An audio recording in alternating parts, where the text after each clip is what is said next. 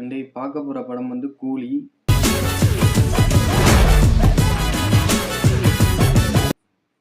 கூலி படத்த தான் ரிவ்யூ பண்ண போறோம். எப்படி பண்றதுன்னு தெரியல. ஏன்டா அது எல்சியூவே இல்ல.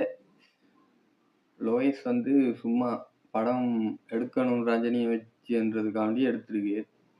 படத்துல வந்து ரஜினி நடிப்ப மிரட்டி வச்சிருக்காருன்னே சொல்லலாம். ஆனா, அமீர் கான தான் ஏன் கொண்டு வந்து கேமியோ பண்றதுன்ட்டு அதுக்குள்ள திணிச்சு, என்ன செஞ்சு வச்சிருக்காங்கன்னு அது ஒண்ணுமே புரியல. ஆனா என்ன அவங்களுக்குரிய அந்த வந்து அவங்களோட கேரக்டருக்கு செட் ஆகாத ஒரு கேரக்டரா குடுத்துருக்காங்க.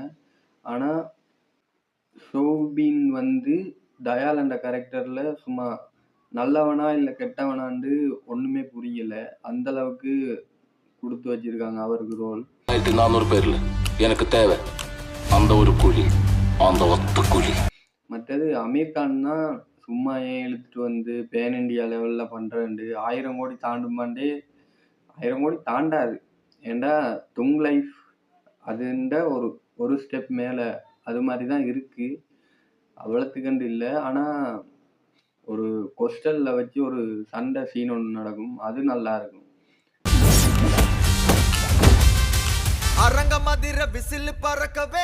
அத பார்க்க கொஞ்சம் ஓரளவு வெறி இருக்கு. சண்டை பிடிக்கணும் போல. மற்றது சத்யராஜ். சத்யராஜ் வந்து சத்யராஜும் ரஜினியும் சேர்ந்து கனகாலத்துக்கு பிறகு இப்பதான் இந்த படத்துல இணைஞ்சிருக்காங்க. 30 வருஷமா ஒருத்தனை ஆஃப்லைன்லயே வச்சிருக்கேன். சத்யராஜ் வந்து ரஜினியோட ஃப்ரெண்டு அண்ட் இப்ப நீங்க உங்களோட ஃப்ரெண்ட ஹார்ட் அட்டாக்ல செத்துட்டான்னு தெரிஞ்சுட்டு உடனே அவனை யாரோ கொலை செஞ்சிருக்காங்கன்னா நீங்க என்ன செய்வீங்க? அந்த கோவத்துல பழி வாங்குற மாதிரி தான் ரஜினின்ற ரோல் இருக்கு.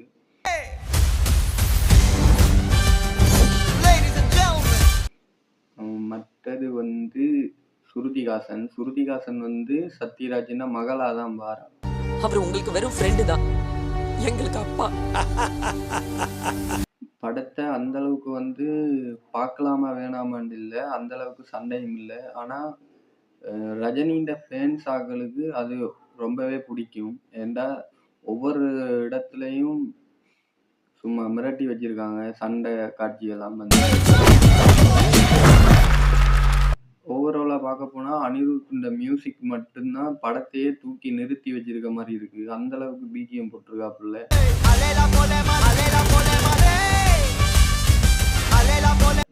சும்மா சண்டையில எல்லாம் பிஜிஎம் பார்க்கும்போது அப்படி விசிலண்டா சொல்லி தேவையில்ல. படத்தை பாருங்க.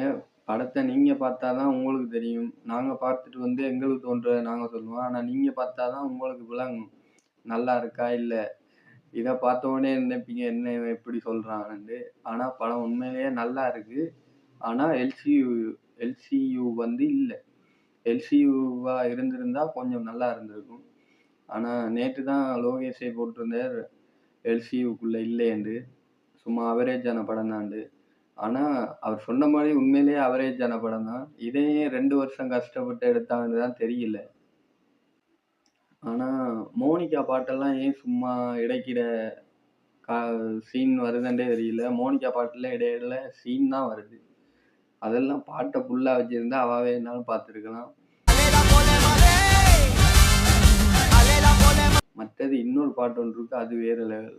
அனிருத் உண்மையிலேயே பிஜிஎம் எல்லாம் பின்னி இருக்காரு. படத்தை வந்து பார்க்கும்போது உங்களுக்கு நல்ல ஃபீல் இருக்கும். ஏன்டா லோகேஷை பற்றி தெரியும் உங்களுக்கு. அவர் கேமரா எல்லாம் ஆங்கிளா வச்சு எடுப்பாரு. அதனால சண்டை காட்சியெல்லாம் நல்லா இருக்கு. நீங்க வந்து இந்த படம் பார்த்துட்டு வந்து கொமெண்ட்ஸ்ல சொல்லுங்க. படம் எப்படி இருந்தது? படம் நல்லா இருக்கா இல்ல நான் ரிவே பண்ணதுதான் பிழையா இருக்காண்டு அதையும் ஒருக்கா சொல்லிட்டு போங்க.